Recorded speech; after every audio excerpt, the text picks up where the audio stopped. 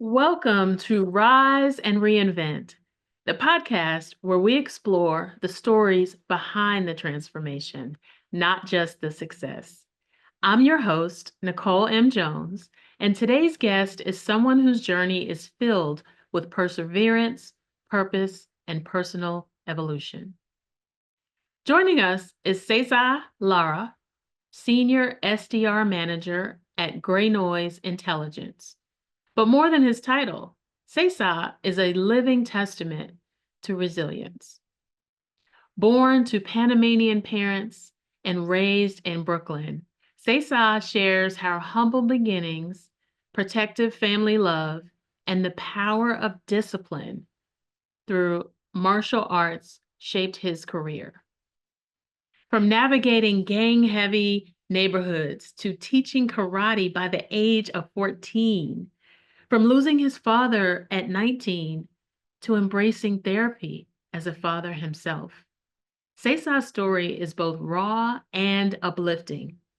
In this episode, he opens up about the moments of doubt, transformation, and how failure became his teacher, all while lifting others along the way. Whether you're seeking a spark of motivation or a blueprint for turning trials into triumph, this conversation will leave you inspired to rethink what's possible, not just in your career, but in your life. Let's dive in.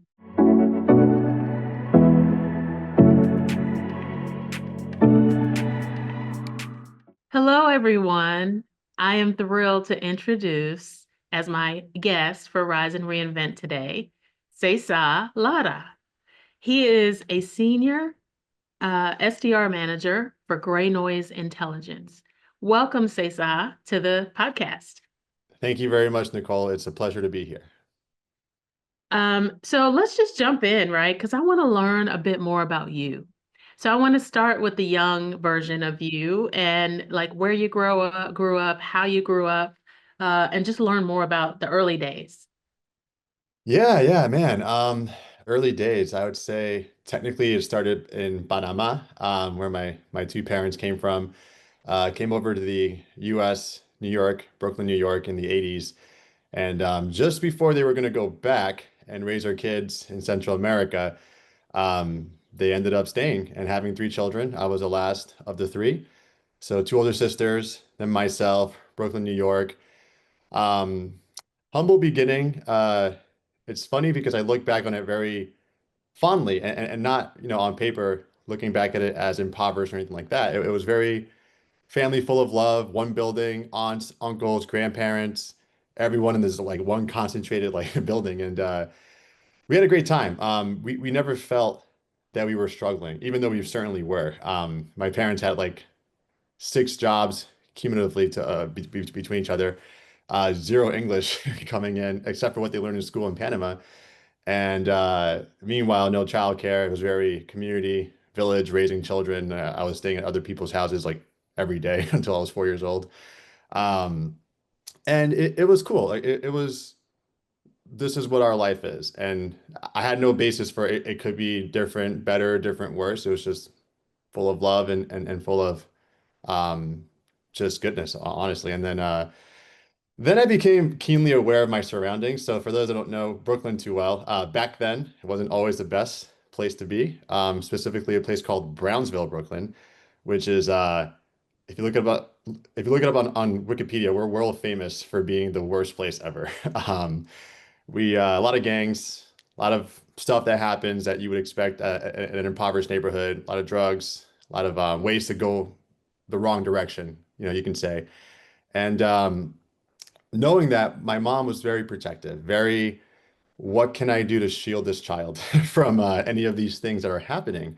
And my sisters as well. And she kind of always made sure we had something going on. It didn't matter what it was. Anything that wasn't the streets was better than the streets. So for me personally, video games was a big escape. There was a lot of staying in the house, away from the streets with Mario or like Link or Pokemon or whatever it might be.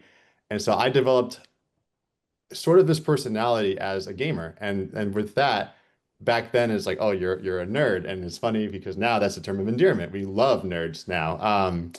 But I grew up very in that way, introvert, nerd, gamer. It kept me away from the bad influences, and it sort of opened up my entire world to not what is going on around me, but what can I make out of what's within here, right? So if it's video games, it's video games. If it's baseball, it's baseball. If it's soccer, it's soccer. So that was my life growing up. A lot of gaming, honestly, to kind of stay focused on, or I guess not get focused in on what was happening around me. Um, and then as we go from there, there was a really big turning point when I want to say I turned 11 years old, got into my first real fight, got punched in the mouth and put down on the floor. And I remember thinking, that didn't even hurt, but I don't like how that felt to feel powerless, right? I didn't learn to fight growing up because I wasn't in the streets. Um, so at that point, I really wanted to start doing some form of martial arts because all that you saw in that time period was Jackie Chan and Bruce Lee and Jet Li. These guys are awesome. You want to kick someone in the face. That's super cool. So I joined karate when I was about 12 years old. And I think that was what filled in a lot of gaps that I didn't realize that would be very helpful in my life. I couldn't public speak for the life of me before karate. Definitely couldn't do this, that's for sure. I was not confident. I wasn't strong.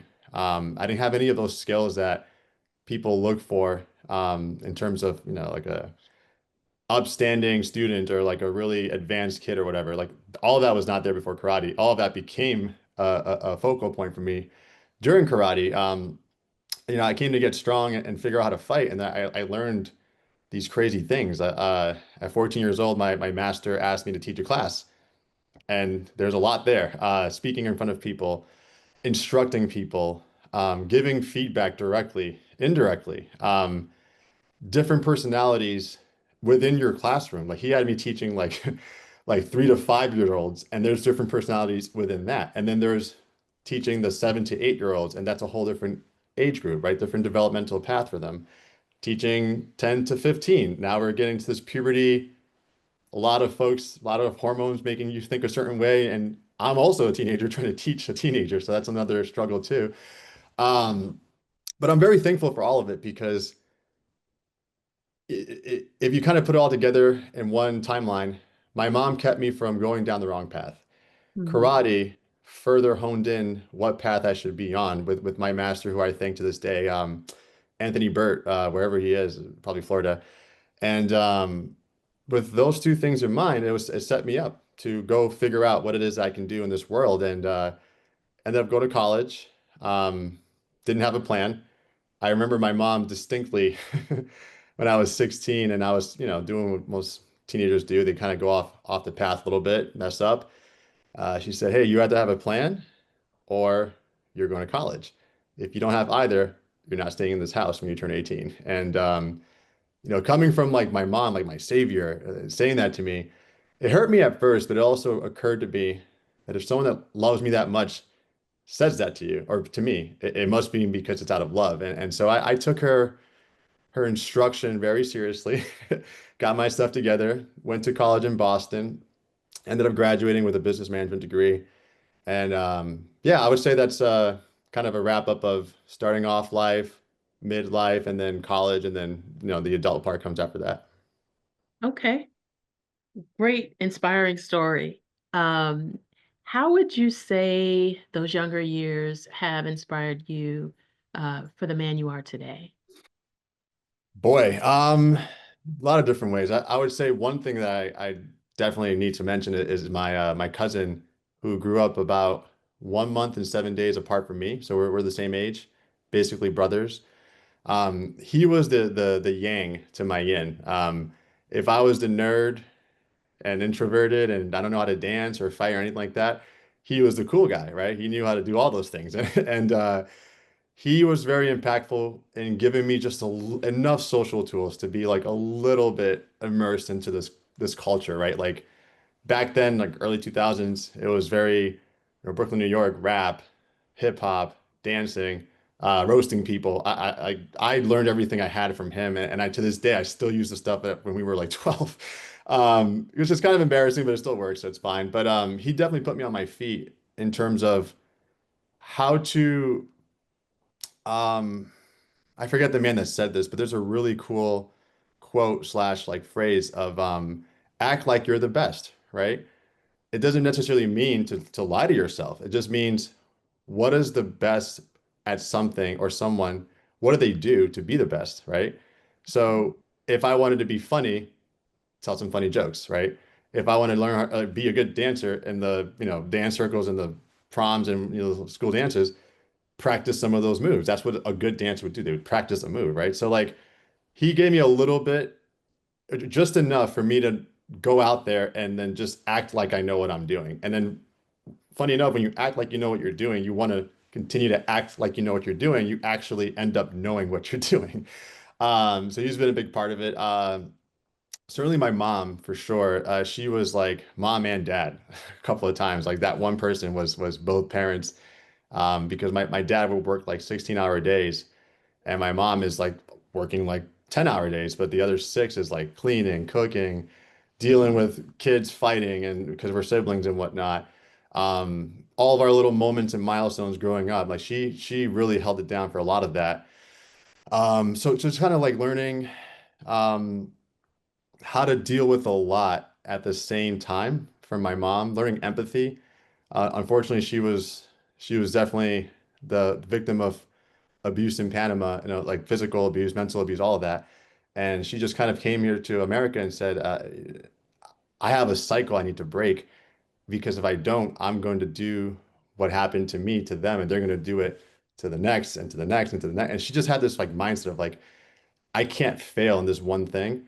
And it drives me as a parent now. Like I feel like we have a good life, but I'm like, oh, wait, how can it be better? Like, how can it be smarter? How can it be something that's more than what he is today, right? Mhm. So learning that from my mom, learning that from my cousin Pito, my two sisters as well. They had a funny way of kind of bringing me up. Like one was basically a second mom. So anytime that my mom wasn't around, my sister Claribel, she was always there to kind of keep me in line and like, don't do that, do that, that kind of thing.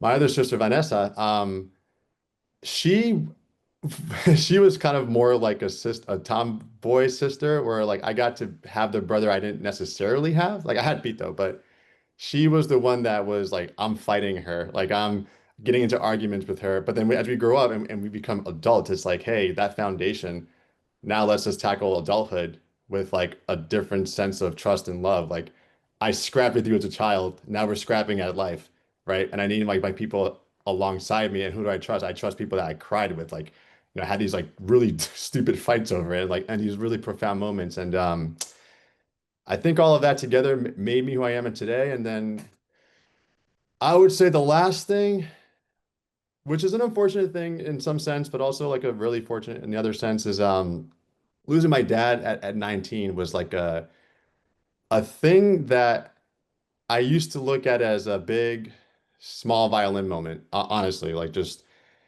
I don't get to have moments that would have happened if you were here. He doesn't get to see my kids. Like I didn't get that dad to like let me figure out life as an adult. That being said, through faith and hope in God, I'm kind of like everything happens for a reason, right?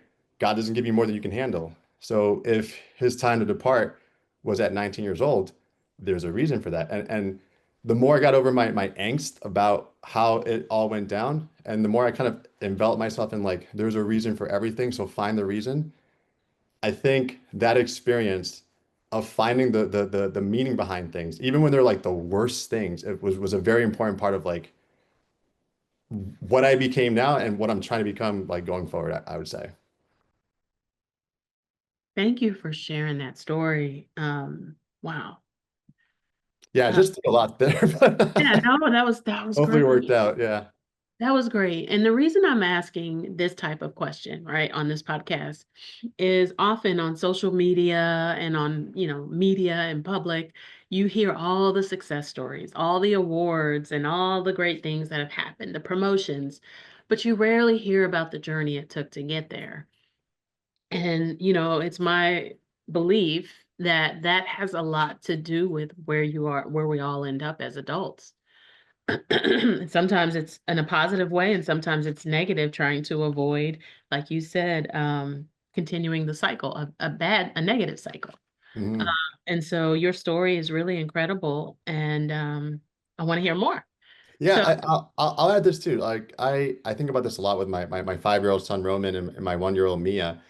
Um, it's kind of like I'm thankful for the struggle because I think of it like a caterpillar, right? Like it doesn't become a butterfly unless it struggles through the cocoon. So like how do I like manifest struggle? For my kids, because I was born into struggle. I had to figure it out, right? They are not. So I am always contemplating how do you put someone through adversity for the sake of their own like resolve. And I think it's important. Like I think even if you are in a good spot, find a way to make yourself uncomfortable. Be uncomfortable all the time because then you'll ironically find comfortability in the uncomfortable throes of life, if that makes sense. yes, and learn how to navigate it when you're uncomfortable, which is kind of leading up to my next question. So, how did you navigate moments of self-doubt and fear during your transformation? Boy, I think like most other people would, um, the wrong way at first. When things happen like fear, imposter syndrome, anything like that, you kind of buy into it, right? And why wouldn't you? Like you're your own worst critic and you're your own best critic at the same time. So if you feel that you can't do something, if something's not going well, you kind of say, well, damn, this is gonna suck. And I get back to this thing all the time about like right place, right time. God doesn't give you more than you can't handle because it literally is like just him putting people in front of me that were supposed to be there at that point, right? Like I didn't magically just say, I'm fearful, but I'm gonna figure it out. Like no one does that.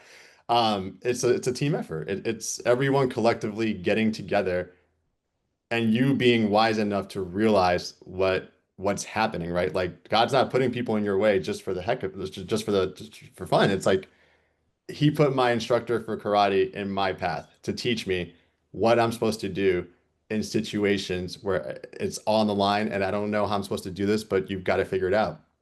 Um, I'll even go down this path for a second. I had something, so in martial arts, you have like different practices have different numbers of belts or like different orders of belts, but mine had 9 belts. So we had white, yellow, orange, green, blue, purple, red, brown, black. You would think the black belt test was the hardest one. It was not.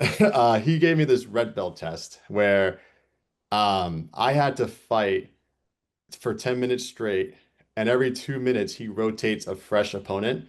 So I'm getting tired and I'm losing my mental, physical will. And meanwhile, someone fresh is coming in and just waiting to just clock me. So I'm like, this is fantastic. Um, by the fifth round, so this is the 8-minute mark. My hands weren't even up. Like my hands were down. We had gloves on and headgear, but it didn't matter. I'm still getting punched like right in the face, like really hard. This isn't fun. Like I'm crying, huffing and puffing. I have asthma. My mom's like watching, like horrified. Like what did I sign my kid up for? And at the end of the test, I'll never forget this moment because it helped me, continues to help me now. Um, he gave me the belt and I said, why am I getting this belt? Like I didn't beat anybody. I didn't even fight at the end. And he said, the belt was never about you winning the fight. I knew you were going to win the fight. The belt was about what are you going to do when you're in an impossible situation? Are you going to give up or are you going to try to persevere? And you never gave up. Whew. Even now I'm like, oh man. But um I think of it like how do I get past things that cause fear and significant doubt? It's like you just have to be wise enough to lean on what's around you, wise enough to take it in. And I Yeah. think maybe even more important than taking it in, like executing upon it, right? Like if I learned that resolve at the red belt test, don't let that experience be in vain. Like the next time you have that same situation, apply how you felt that day, right? Was I Mhm. gonna die? No. Like, did I feel like it? Yes. But you can do whatever you want, just keep going. It's how I kind of like look at everything. I absolutely love that as well. It's, something that happened early in life where you were challenged, Mm. right? And it was a really tough challenge, but you didn't give up. And because you didn't give up, you won the belt. And so using that same analogy later in life, I could see how that's really impactful to overcoming fear and self-doubt and saying, hey, I did the red belt challenge. I can approach this thing the same way and I'll be successful. Yeah, I'll even give you this if you'd like it. College, I had my Boy Meets World, Mr. Feeney moment. That might be dating me. Sorry, but I had an instructor for a Shakespeare class, and if this whole podcast is about giving the light and the dark, right, of things, I wasn't the most academically gifted student. Like I tried my best, but I also was the type that would try and cut corners. I'm just going to call it a spade a spade.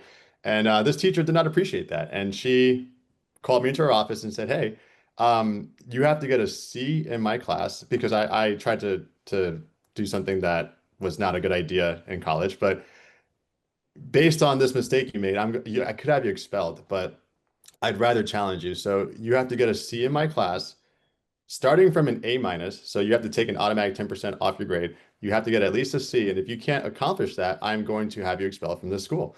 And I said, wow, okay. I'm not trying to tell my mother that I got expelled for plagiarizing a Shakespeare paper, so I'm going to figure this out. And that teacher, I forget her name, but she also taught me two very important things. One, it really, really, really doesn't work out in the long run if you cheat and because you're cheating yourself and whatever you're trying to accomplish. And two, if you put your mind to something 100%, like don't make any excuses, just really get it done, you would be amazed at what you can accomplish. Like I never thought I'd read a Shakespeare book, but I actually have a favorite play now, so that's fun. Wonderful. Wonderful. Okay. Um, let's see. What role did you just gave us an example of failure, but in general, what role did failure play in shaping the person that you are today? Man, bar none, learning what failure really means, honestly. Um, a lot of people look at failure as something that happens that's supposed to toughen you up or like kind of strengthen your resolve, like dealing with failure, making you like better at dealing with failure. No, no, don't deal with it. Like you kind of like embrace it. Um, Failure just culturally is thought of as a negative. Oh, you didn't win, right? You did badly at something. Like no, I like failure from the perspective of a scientist. Like they are constantly experimenting all the time and they're not concerned with like winning or losing. Like I have such a passion for like equating loss and fail. It's not the same thing. Fail is when something that you were expecting to happen didn't happen, right? Losing to me personally is when you are mentally or physically willing to give up something that you set out to do. Like that to me is losing. Um, so failure to me is just a constant scientific experiment. Like I tried this, didn't work out the way I thought. Key point here, why did that happen? Why do I think that happened? What can I do differently the next time? Do I even want to do it differently next time? Do I want to just keep on doing this and being sane? There's a lot of like really deep questions that come from failure. So I think that how failure shaped me, I mean, like anybody else, I thought failure equals loss. So for a long time, failure was bad. But once I realized failure is actually how you grow, it started to shape me and how I think, how I talk to people, how I treat people. Here's a really funny, like off the cuff, but me not being that funny growing up and stealing everything from my cousin, I didn't have a sense of comedic timing, right? Or empathy with jokes at the time. So I had a shirt that said something about like it was basically a shirt that was derogatory towards people that are not as tall as other people. Um, And I had this shirt on and I saw someone that wasn't very tall and I said, "Hey, I wore this shirt for you." Like, ha ha ha. And she looked at me right in my face and said, "You are an effing something." And in that moment, I was like, wow, okay, she's hurt and she didn't laugh.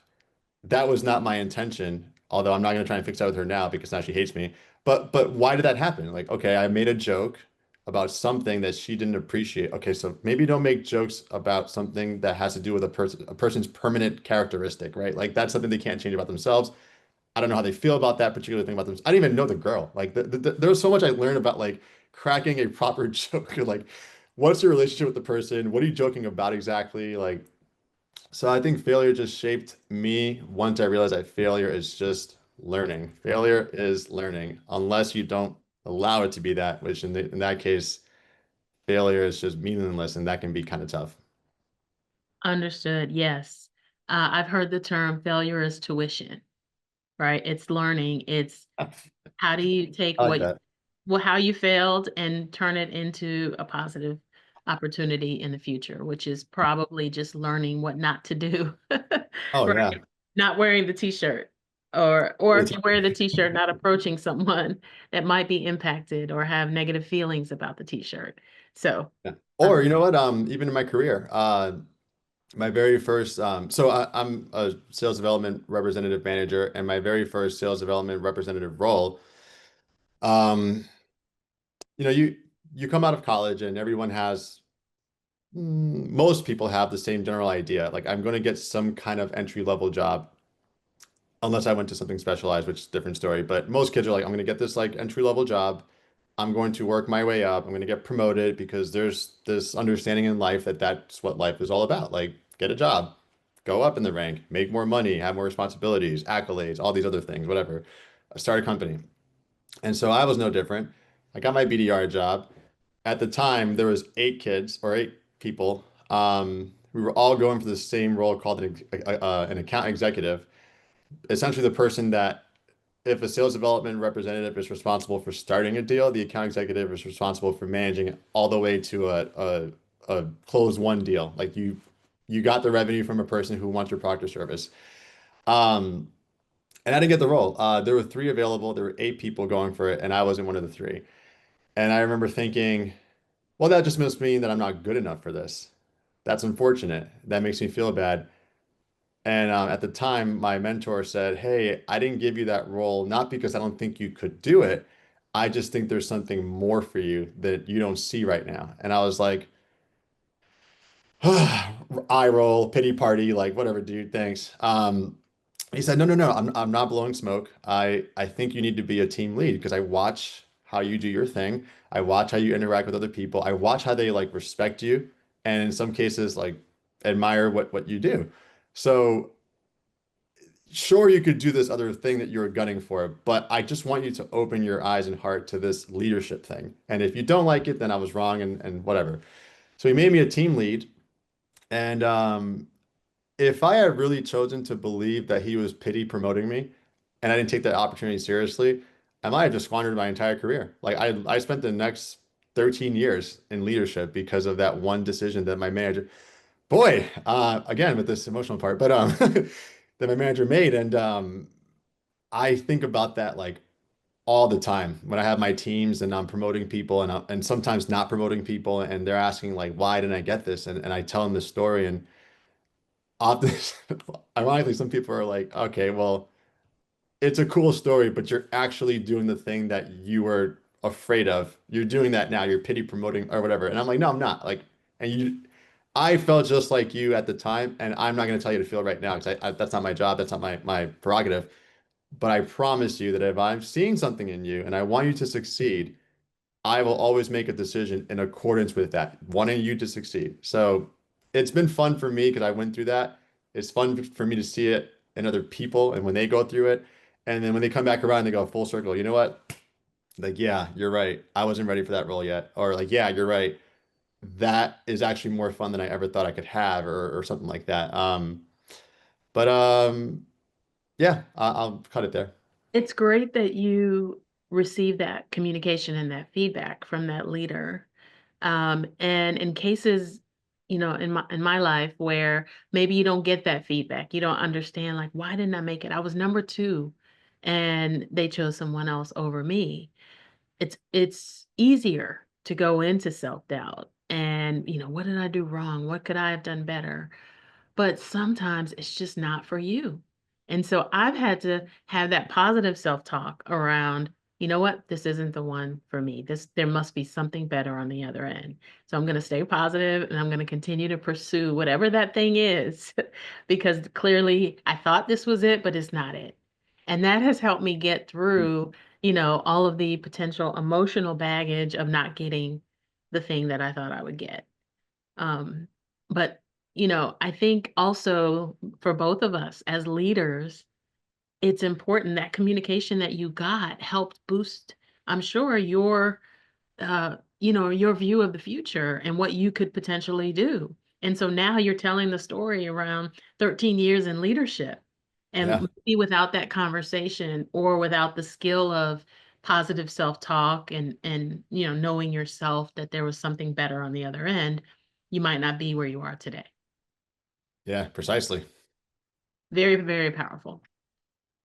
All right, so I want to hear more. Tell me about your greatest personal achievement outside of your career.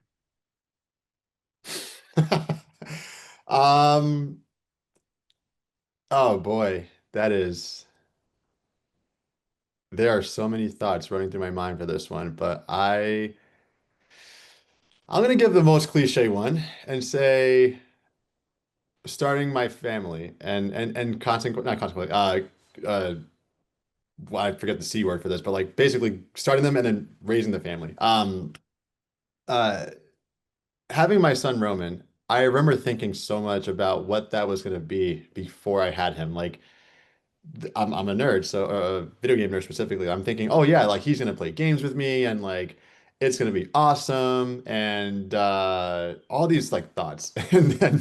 And then you have the child and then you realize how a lot of that didn't really pan out the way that it does in your mind. It's like actually a whole different world. And I think he's one of my biggest personal achievements because well, to pull the curtain back a little bit, there's a bit of a genetic something in my family, on my mom's side where we get angry fast. Like it's like something that we kind of call like the Latin temper, but I swear it's just my family.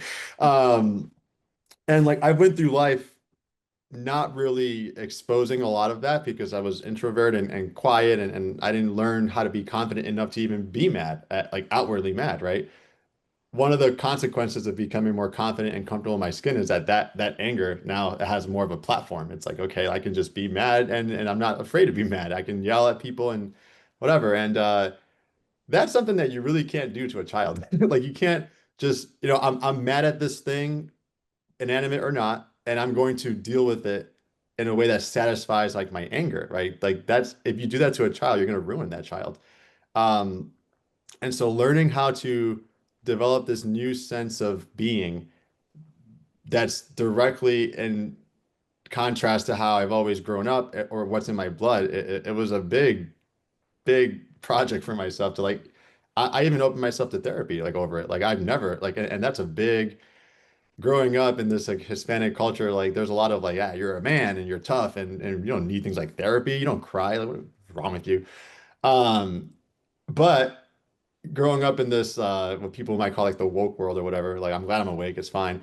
Um, I said if I want to be the right father for my son, I need to look inward and figure out why I feel the way I feel or why I do the things I do. I can't understand how to treat him unless I know how to treat myself, right? So I started going to therapy, not, and for other things too, but like one thing that you learn in therapy is like just constantly asking questions about why things are the way they are, like peeling layers back, back, back, like further than like your comfort zone. And then once you get to this like nucleus of like why something's happening, then you go, wow, I understand it now. Like, okay, so what can I do to now manipulate that understanding into like the actions that I actually want?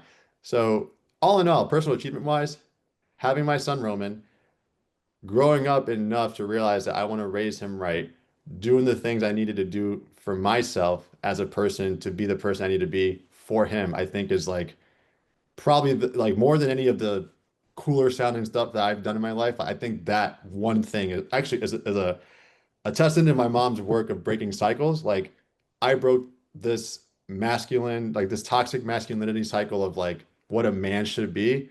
And I think I turned it more into like what a what a good father should be in my head. I love that. Absolutely do because your son being born was the inspiration for you to say, okay, let me look at myself and understand how I can be the best man that I can be, but then also be the best father possible.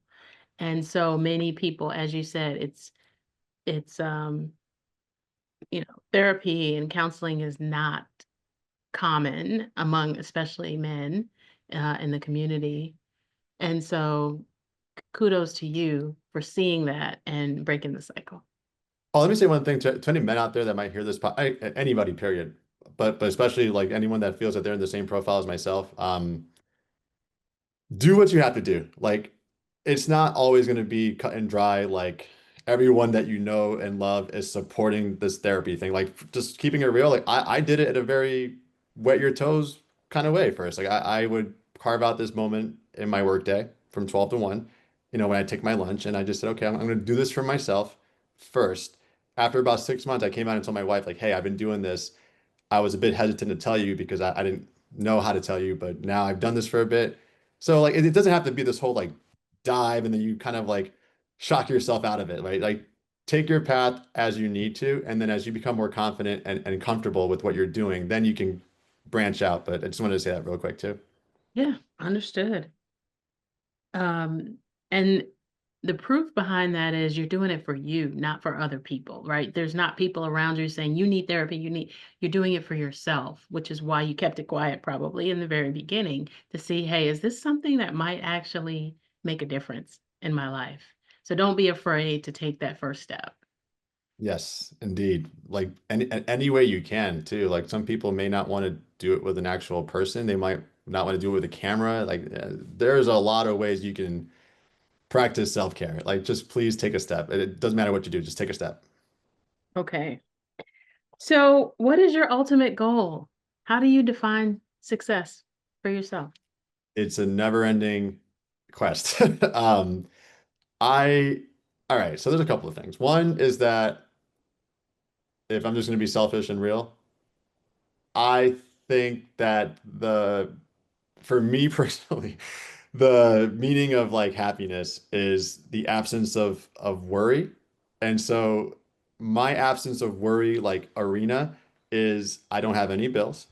Um, Everything that can be possibly like an expense is spoken for in my world, in my kids' world, in my wife's world, and like their kids' world. If I can figure out like all of that, that's absence of worry. Cool. I have this like very nerdy vision of when I get to that point and I don't have to work, I don't have to do anything unless I feel like doing it. Like time is now mine. It's not something I trade for somebody else. Um,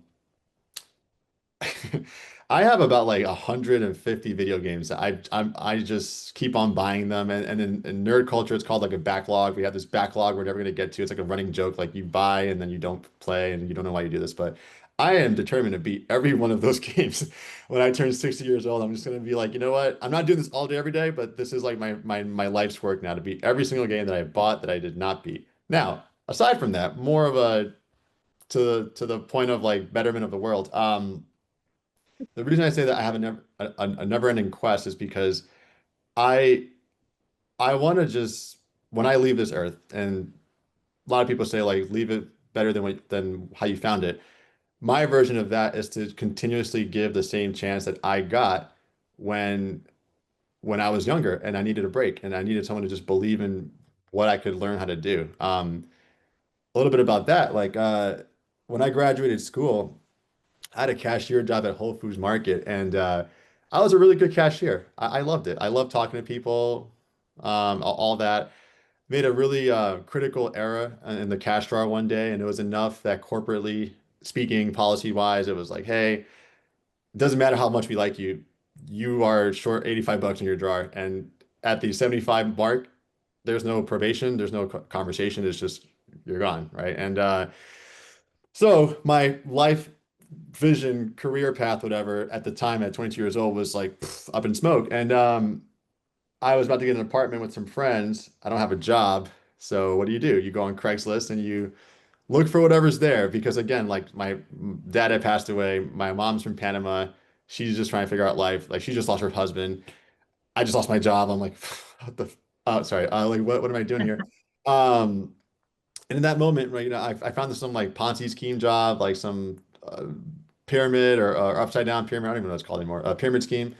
Did that for like a year, and there was a point where I was rock bottom, like driving around selling life insurance across all of Massachusetts, like these like 3, 6, 9 hour drive days to make like $500 in 3 weeks or something like that. Um, and these are some moments where I would drive around and I would just drive around, and then there are some bridges I would see, and then I would never think to drive off of the bridge, right? And like end myself there. But I'd always think like, if someone were to sideswipe me today, like, is that the worst thing? Like, probably not. My life sucks. Like, what am I doing here? And in that moment, two people saved me. My mom, who I called because, you know, who she was in my life, everything came back to when it all goes to shit, like talk to your mom. And she just kept saying like pray, pray, pray, like look to the Lord and all this other stuff. And that helped me kind of stay sane.